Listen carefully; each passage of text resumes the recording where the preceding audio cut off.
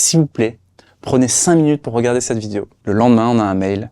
Les gars, on veut vous rencontrer. Bonjour, je m'appelle Nance. Bonjour, je m'appelle Moutz. Et alors désolé, on n'est pas nus. Par contre, on va se mettre à poil autrement et vous raconter la folle histoire de... Nus et culottés. Alors on est pas heureux là.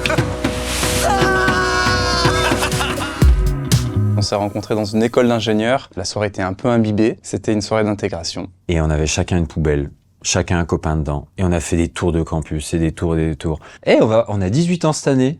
Ouais, notre binôme a 18 ans. Quand on s'est rencontrés pendant cette première soirée, il y a eu une amitié qui est née. On est diplômés autour de 2008 et l'un et l'autre, on part autour du monde en stop, notamment en Amérique. Donc là, on n'est pas ensemble, on est en Amérique, pas très loin l'un de l'autre. Mais moi, je suis avec mon binôme, un autre ami, Moutz est avec sa compagne. On rentre en France l'un et l'autre autour de 2010.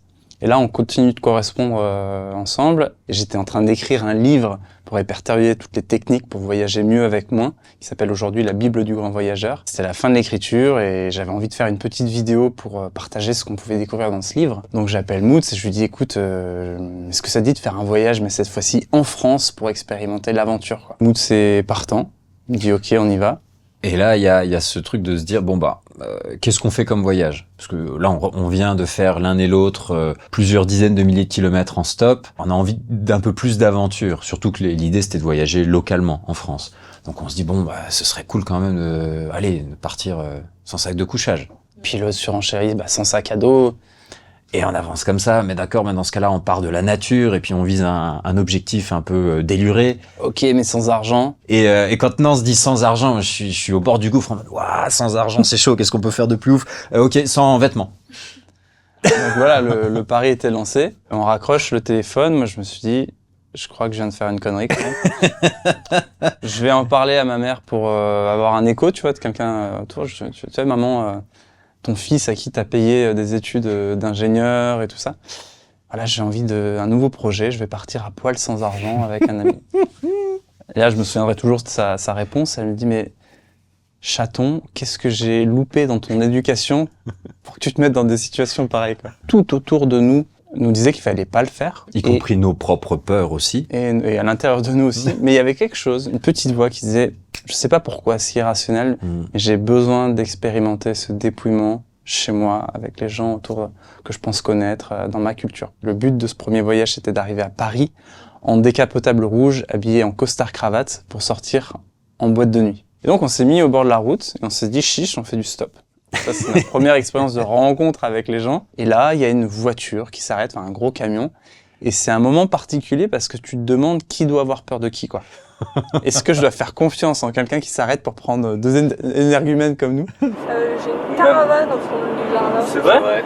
Et si t'as des trucs à faire chez toi, un peu de jardinage, un peu de bricolage, cuisiner, vider la fosse septique, enfin n'importe quoi. Et là, pareil, le soir, on dort chez l'habitant. Et ces expériences de dormir chez l'habitant, on les avait eues en Amérique, pas mal, en Asie aussi, mais jamais chez nous. Et de la même manière, le lendemain, pour avancer un peu plus en direction de Paris, on se met à faire de l'avion stop. Ouais, branchez-vous, il doit y avoir des trous là. Ouais. Houston, on n'a aucun problème là. Et au bout de quelques heures, on se retrouve dans un hélicoptère qui nous emmène dans le nord et tout ça. Et on se mettait à faire des choses qu'on n'avait jamais fait avant avec de l'argent. Mais là, on les faisait sans argent. Là, on est en juillet 2010, on arrive à Paris, on trouve la décapotable, on trouve la boîte de nuit, on arrive à trouver un costard-cravate. Alors pour nous, c'était assez symbolique parce qu'on passait de l'homme sauvage à l'homme mondain, deux extrêmes. Quand on est arrivé à Paris, on était électrique, quoi. Tout était possible pour nous à ce moment-là. Et donc, dans cette énergie-là, on monte notre petit film en une nuit. Alors, on n'avait aucune connaissance, on monte ça à l'arrache, quoi, sur un petit logiciel de base. Et le lendemain matin, on se réveille, fait ok, qu'est-ce qu'on a fait? On monte ça à 2-3 copains, ils disent mais c'est énorme les gars. En septembre 2010, j'envoie ça à une boîte de prod. Et comme je connaissais pas du tout le milieu, à la base je suis ingénieur, je tape sur internet, boîte de prod, documentaire, voyage, et puis je tombe sur Bonne Pioche. Et je tombe à l'accueil en fait, sur une femme Laurence, qui me dit oui bon qu'est-ce qui vous amène? Je dis bah voilà on a un nouveau concept et moi je m'étais pas préparé quoi. Et oui mais encore. En fait, voilà, on part tout nu, sans argent. fait d'accord, eh ben, faites un dossier, puis si ça nous intéresse, on vous rappelle.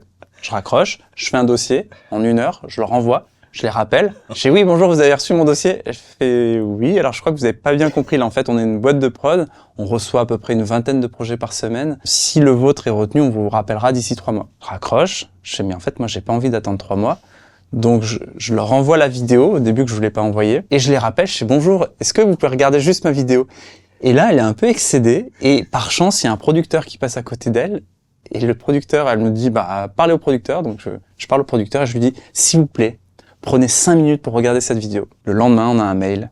Les gars, on veut vous rencontrer. Et donc, on les rencontre une première fois. Le feeling passe super bien. On sent que dans ce qui sous-tend ces aventures-là, on est raccord. Et ils arrivent à nous dégoter un rendez-vous chez France 5. H-20 minutes avant qu'on fasse le rendez-vous avec France 5. On sera toujours nus et culottés. C'est ça. On ne sera pas les habillés et coincés du cul, quoi, tu vois. On y arrive, on se dit, bah, on va vraiment se présenter avec notre projet. Donc, on arrive à poil. On va plutôt habillé en buisson végétal qu'on a trouvé dans Paris. Là, on finit par s'asseoir autour d'une grande table. Je m'assois comme je peux avec des branches qui me rentraient un peu partout. Et là, la question qui est posée, qui est une question, enfin, c'est peut-être la seule question à poser à 2 jeunes comme nous à l'époque, c'est les gars, qu'est-ce qui vous motive à vous mettre à poil comme ça? On répond ce qu'on avait dans le cœur à l'époque, hein, puis qui est toujours là aujourd'hui, qui était, nous, ce qui nous fait plaisir là-dedans, c'est d'expérimenter d'une part l'humanisme et d'autre part la sobriété heureuse, de voir comment est-ce qu'on peut vivre peut-être encore plus heureux avec moins. Quand France Télé nous dit « Bah ok les gars, allez-y, nous on croit en cette idée et montrez-nous ce que ça donne sur 52 minutes », moi je me rappelle avoir eu ce truc-là de « Ah mais mince, en fait quand tu penses un truc, il peut devenir réel en fait ». Il y a un endroit où ça a presque été pas rassurant de dire « Ils nous font confiance, à nous, là ?» ils nous connaissent pas. Mais la boîte de prod a été très audacieuse de faire confiance à 2 gars qui n'avaient pas d'expérience dans le milieu. Et la chaîne, France 5, a été hyper culottée, quoi. En fait, Nuit et Culotté aujourd'hui existe parce que c'est toute la chaîne de production, en fait, qui a été dans cet état d'esprit Nuit et Culotté. Tout le monde s'est mis un peu à poil. Tout le monde a osé quelque chose de nouveau. Aujourd'hui, c'est contrairement à ce qu'on pourrait imaginer que ce soit plus facile du fait que la série a une certaine notoriété depuis plus de 10 ans. En fait, c'est plus compliqué pour nous parce que on se refuse d'aller chez des gens qui nous reconnaissent. Donc, ça nous est arrivé, notamment cette dernière saison, de se retrouver dans des situations hallucinantes où, en fait, on trouve pas l'hébergement parce qu'on a été trop reconnu, que on a eu, je sais pas, 5, 10, 15 propositions. Ah bah venez dormir chez nous. Ah mais vous nous dites ça parce que oui, on vous a vu à la télé. Ah bah c'est adorable, mais du coup on va pas aller chez vous. On va privilégier d'aller chez des gens qui ne connaissent pas notre travail et pour qui du coup il y a une vraie rencontre d'inconnu à inconnu. On est tout nus, on est tout seul, sans équipe technique. Enfin, on a quand même 3 caméras. Ouais. Une ici et une là-bas. On a un drone pour faire les plans larges, les plans en hauteur. On a une GoPro pour aller sous l'eau ou faire les plans un peu techniques ou risqués, un peu sport. Et on a un téléphone, un smartphone pour faire nos macros. Et concrètement, dans un des derniers voyages, quand on allait faire du piano sur un glacier, on a rencontré un homme qui s'appelle Stéphane, qui nous a bouleversés parce que on arrivait chez lui, il était ivre.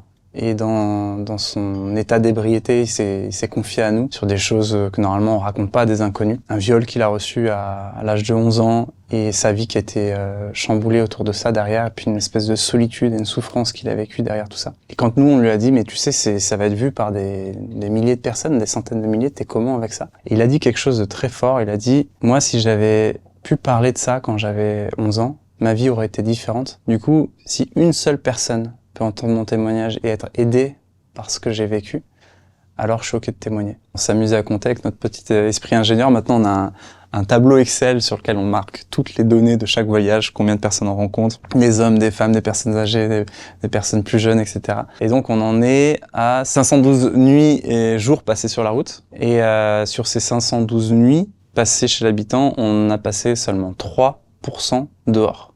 Donc ça fait 15 nuits dehors, donc ce qui fait à peu près 3%. Voilà, dans les autres chiffres intéressants, c'est qu'on a fait à peu près 30 000 km en stop. Et quand je dis stop, ça comprend bateau stop, avion stop, parapente stop. Parapente stop. On n'a pas fait de fusée stop, mais on a fait de la montgolfière stop. On a toujours un petit ticket pour du sous-marin stop. Voilà, ça c'est un rêve. Alors, on vous donne rendez-vous cet été sur France 5. Ça se passera pour le tout premier épisode de la saison 11 de Nuit et Culotté à 21h le 10 juillet. Il va y avoir 3 nouveaux épisodes inédits, dont 2 en long format, 90 minutes. Attention, vous êtes prêts pour l'aventure?